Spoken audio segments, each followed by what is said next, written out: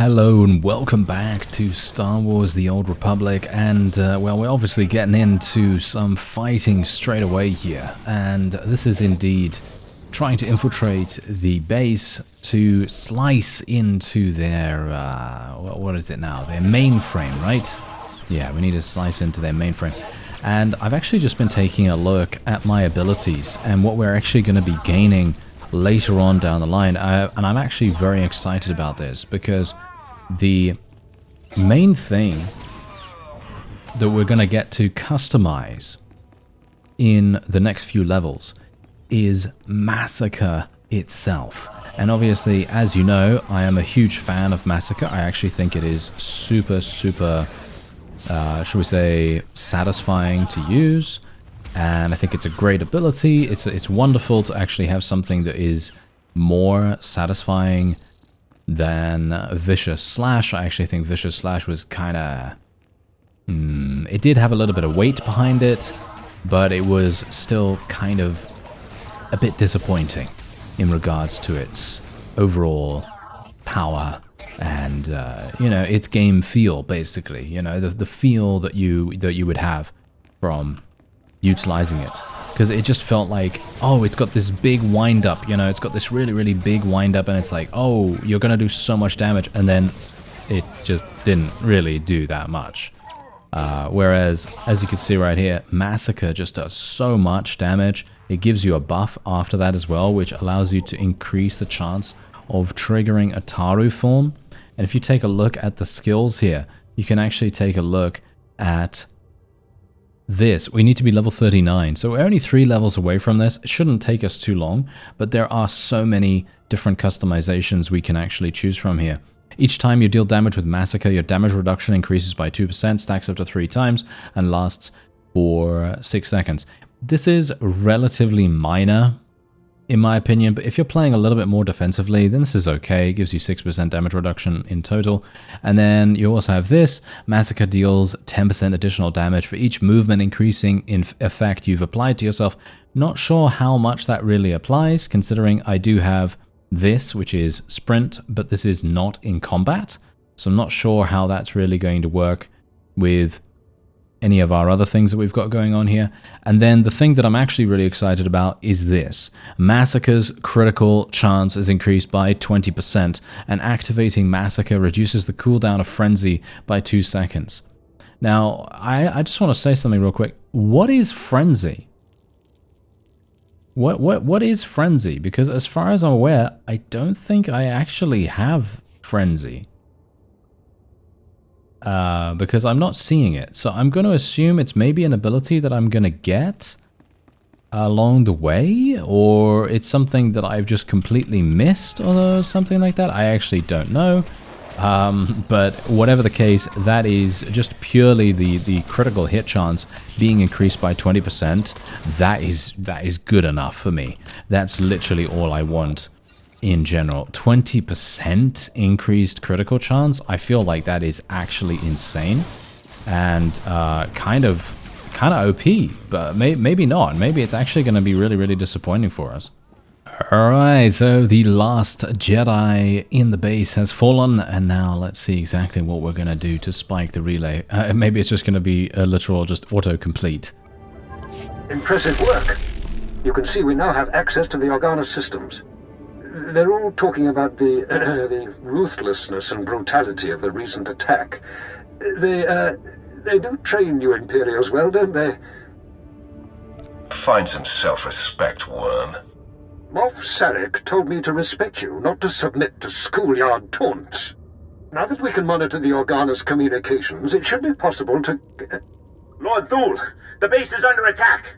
Send aid quickly! Border Outpost 2 under attack. I repeat, under attack. Perimeter defenses breached. We're under attack by assault droids. Repeat, a coordinated attack by probe and assault droids. Blood of the Queen! As if things couldn't get any better. I'm getting data feeds right now. It's a coordinated attack. All 3 border outposts. Hunter-killers and probe droids. All I've got out there is a skeleton crew. You're the only one close enough to reach them in time. Please, save my bases, and bring me the memory cores from any probes you destroy. I want to know who's behind this. Good luck. Every second, more of your men's lives are lost. Thank you. Now hurry! That is actually quite funny. I gotta say, that is actually very funny because I'm trying. Obviously, as you might expect, I am trying to, appease Vet a little bit here. But it's also funny because we're antagonizing the guy super, super hard, and then all of a sudden we're like, oh no, I will help you, and I will save your men's lives. Alright, so that was pretty easy. We basically just had to repel one of the outposts. And yeah, that was very simple. Thankfully, there was one probe droid here. The probe droids are obviously, as you might expect, super, super easy for us. I am actually just going to be taking another experience boost that we have right there, because my other one was just about to run out. Now, let me actually just see, is there another probe droid right here? Usually, I very much appreciate completing these slightly more annoying quest objectives before doing the kill quests, because I actually feel like kill quests are super easy and you don't have to really worry about that. But I really like, just doing the kind of drop quests or pickup quests a little bit, should we say, a little bit faster, a little bit sooner. Because that is actually going to provide you a bit more efficiency when it comes down to the whole completion of the quest, because then you don't have to target specific enemies, you know what I mean? So, because obviously we have to target probe droids at the moment, it may not be the case that probes are actually going to be over here, but no, it does actually seem like they are. So that's actually good quest design right there, because there are a number of cases, that I've seen in the past where that has not happened. And indeed, we have had, shall we say, have had in the past situations where I haven't been able to find the enemies that I need because I've already moved on from that previous area. But look at that, there we go. We did absolutely every single thing that we needed. And now we can just move on to the final group of enemies. And this is going to be super, super nice and easy, because now I can just cleave all of these guys down, as you see. And I think, actually, one of the really, really cool things about this class, actually, right now, is that you can... I'm not sure whether this actually applies, but from my understanding of it, if you use Massacre, it gives you a buff, right? That thing that I read you earlier, where it basically increases your overall... overall percentage chance to trigger Ataru form, right? And obviously Ataru form basically means that you're going to repeat the same attack again.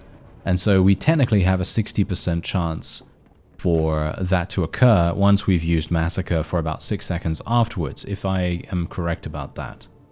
Yes, for 6 seconds after using Massacre, your Ataru form has an extra 30% chance to be triggered. So technically we would have a 60% chance, if I'm understanding that correctly. And that means that if we then use, as you might expect, if we then use our Sweeping Slash, you can see here, maybe it's going to trigger it twice. I don't think that's actually the case. As you see here, Sweeping Slash triggers an Ataru form strike on each enemy target it damages. And this is Ataru form right here. So it has a 20% chance to trigger a second strike, but... Ataru Savvy, apparently that doesn't actually mean anything. So I may have jumped the gun a little bit there, but I actually thought that maybe what I'd get is like triple damage from the Sweeping Slash. I don't think that interaction actually works, which is unfortunate, of course. That is very unfortunate, but oh well, never mind. Yeah, I guess it's okay. As long as it works to a certain degree to give us some extra damage, that's all I can really ask for. I cannot thank you enough for your quick work. I don't know what the Organas were after, but that attack was long in the planning. It is foolishness to spread your troops so thin. We have not had outright war on Alderaan for generations. Our tactics are somewhat rusty. Who's the source of these? What were they looking for? And quickly! The programming signatures point to Lord Cedric Kilesa. Lord Kilesa is my vassal. He swore loyalty to me personally when we returned from exile. That's the dumbest thing I've ever heard. The parameters indicate the probes were to join an assault team in a... My lord, this program indicates an assault team massing in a tunnel between here and the Kalisa Estates. I don't find any such tunnel on the blueprints. The siege tunnel! Blood of a queen! They're coming through the siege tunnel!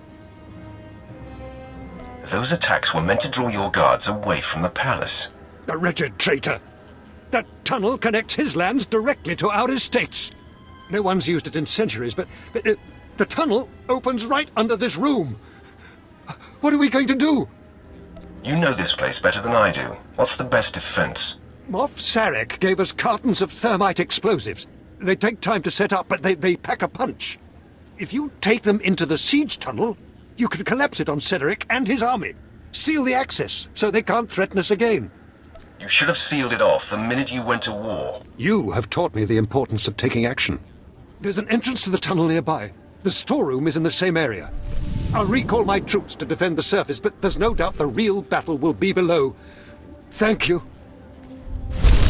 Ah, interesting. Okay. I still find it quite funny that we are basically just pointing at him and going, "Yes, it's all your fault. It's all your fault. Every single thing that you've done here is all your fault." I don't know. I think that's quite funny considering. I mean, I guess it is, but what is he supposed to do? You know, what is he supposed to do? I mean, is he supposed to just leave his outposts being attacked by random droids? Or what is he supposed to do there? But I guess the fact that the tunnels were left open and unguarded, I suppose, that's probably a bit of a mistake. Ah, we need to get the thermite from in here. Alright. Didn't actually realize that. Okay, yeah, so now we need to plant explosives on key supports. And that is this way. And over the other side. Okay.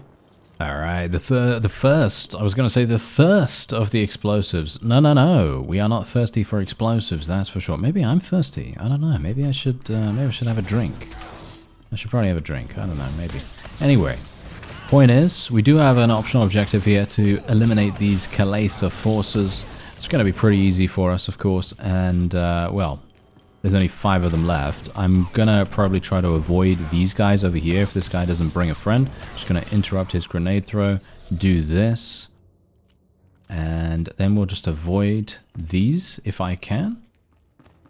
Yep, there we go. I love the fact that the companions have great pathfinding in this game as well, because they basically don't pull a lot of enemies on you when you don't want them to, and I think that's amazing, because let's face it, there are many cases in other games where you just go, you know, buy some patrol or some group of enemies with your pets or whatever it is, and it pulls, and then you just go, oh dear, that's kind of bad. You know, those kinds of things do happen quite a lot. Anyway, there is actually a tunneler droid here. Is this the last force that I actually need? That's actually fantastic. Look at that.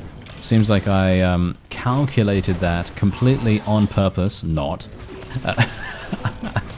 Yeah, I'm not sure what was going on there. But yeah, let's try to actually build up our rage here for the moment, because we are going to obviously need to do that for this.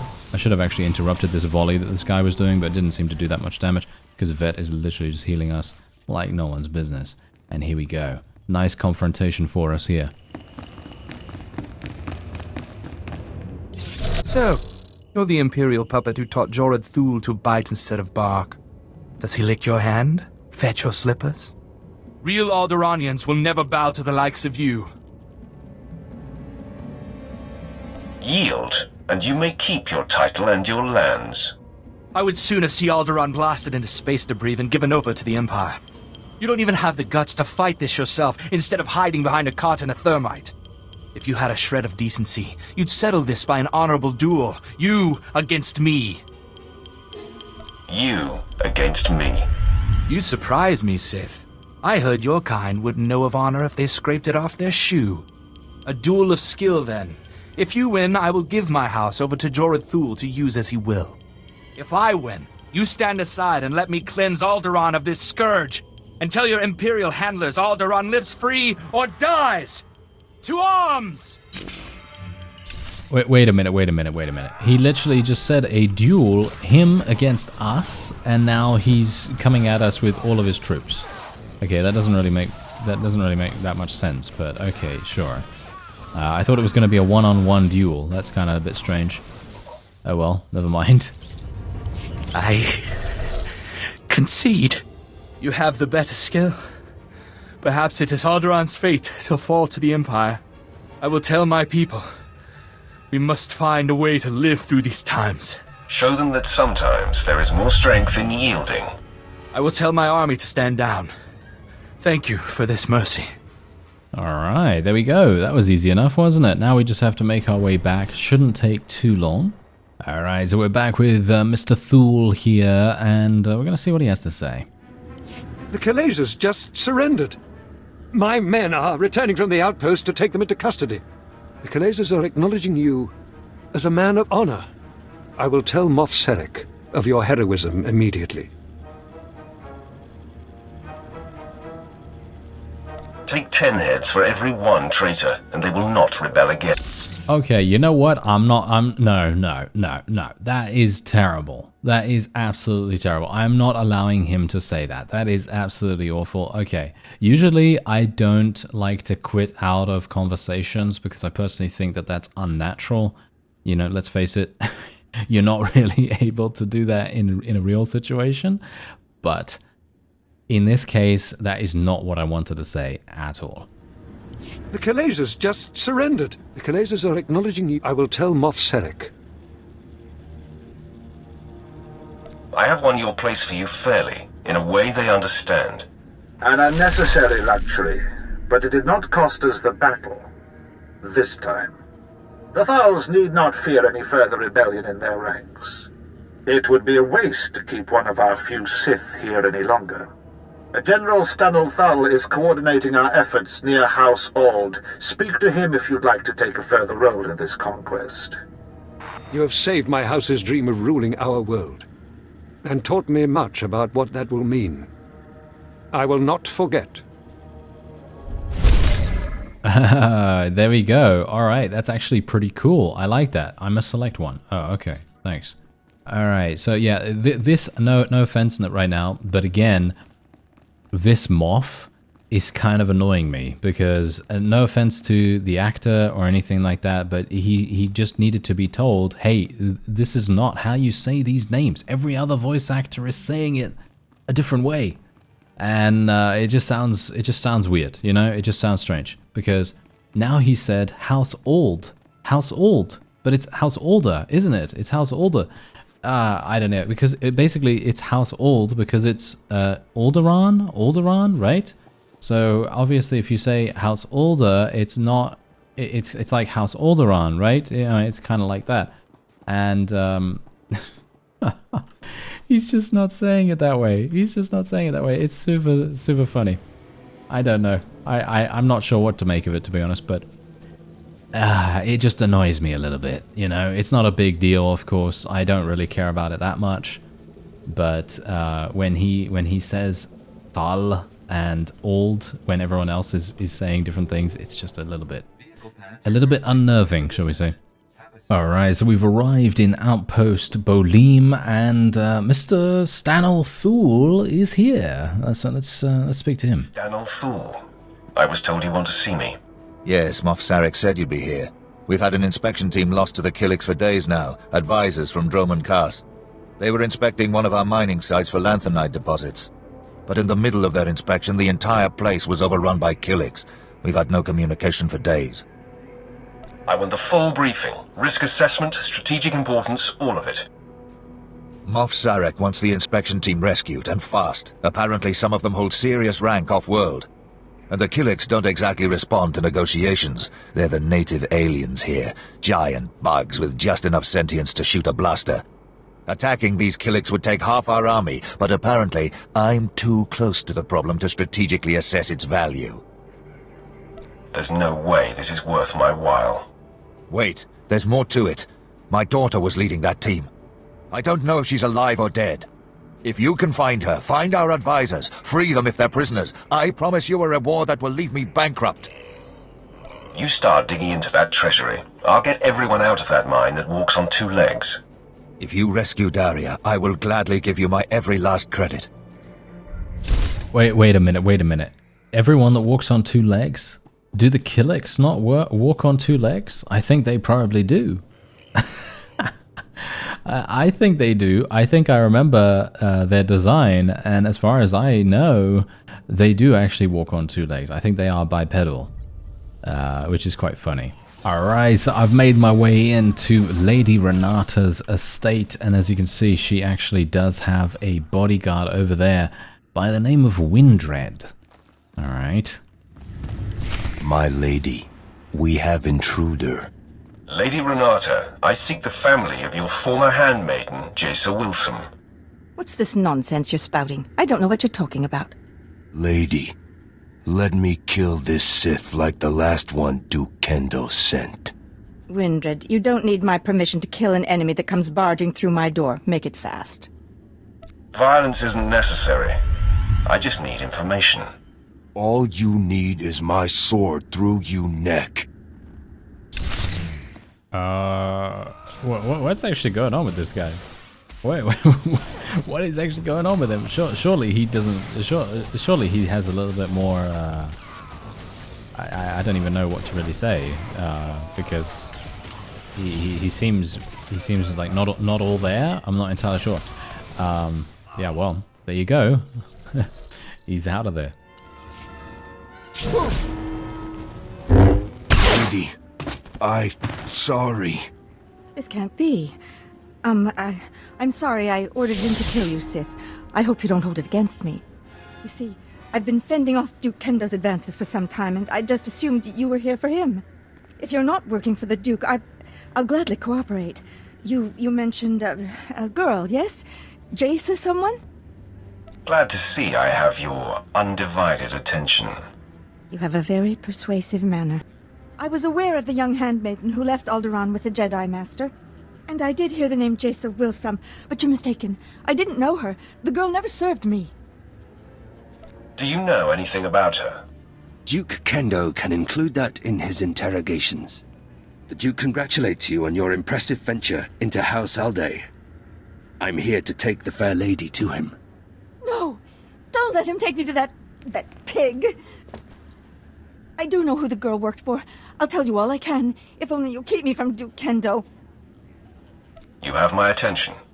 Then we are agreed. Good.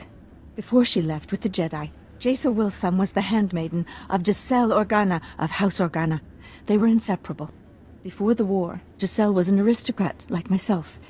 Now she leads the Organan troops against House Ulgo. That's an excellent lead. Thank you. Oh, a mannered Sith. How refreshing. You're welcome. The Duke will know where to find Giselle Organa, and how to reach her. If you let me deliver Lady Renata to him, I'm sure Kendo will happily shed light on the situation for you. The lady isn't going anywhere. Thank you. It's good to know some Sith have a sense of honor. Fine. As I said, I will not oppose you, nor will I defy your decision here. I meant what I said. I'm sure Kendo can help you find and confront Giselle. You should consult with him on it. I'll do just that. I will update Kendo, so he is ready for you. Despite the destruction you caused, I hold you in high esteem, Sith.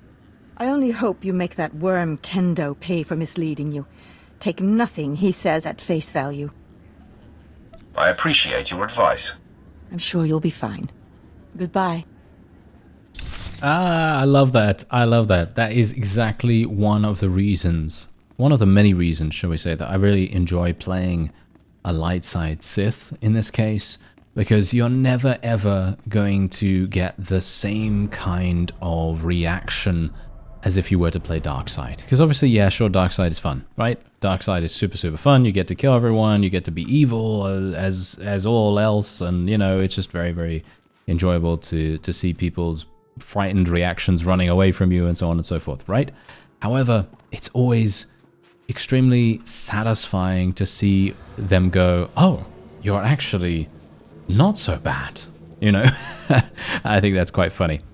Anyway, that is going to be it for this episode. I thank you very much for watching, and I'll see you next time.